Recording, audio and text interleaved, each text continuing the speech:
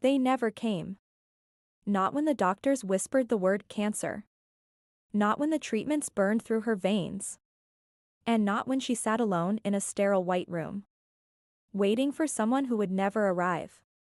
But that was fine. Ellie Langston had always been the disposable daughter. The quiet one. The unremarkable one. The one her father barely acknowledged.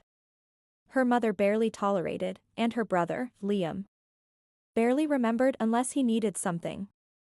So when she walked out of the hospital after a year of battling the disease, alone, alive but different, she decided to return the favor. She started with her mother. Susan. The woman who once said, "I just can't handle seeing you like this," before vanishing into her country club social life. Ellie sent an invitation, elegant, handwritten, irresistible, to an exclusive spa retreat.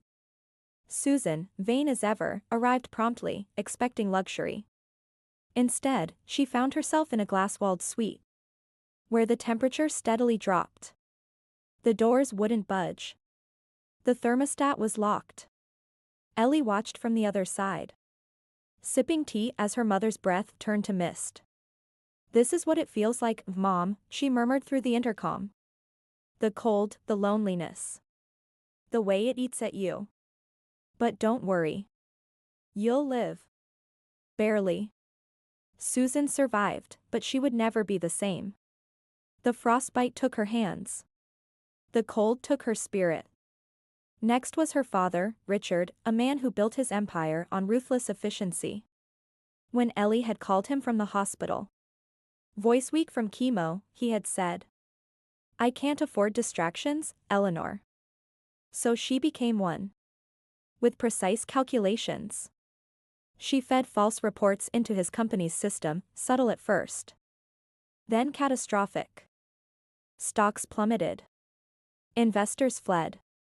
His legacy crumbled in his hands. The last thing he saw before security dragged him from his own office was a news article plastered on the lobby. Screen: Ellie Langston acquires Langston Industries. For the first time, he had no words. Finally, Liam, her golden child brother, whose only text in a year had been, "So sorry, hope you're good." Liam had a weakness, his perfect reputation. So she shattered it. It started with whispers in the right places. A scandal fabricated from just enough truth to make it believable. A forged paper trail. A well-placed recording of him spewing casual cruelty about their families. Cancer-ridden embarrassment. By the time it was over, his job was gone. His friends had vanished, and his fiancée had returned the ring. Ellie didn't reach out. She didn't need to. They all knew. She wasn't angry. She wasn't bitter. She was just done. And for the first time in her life, that was enough.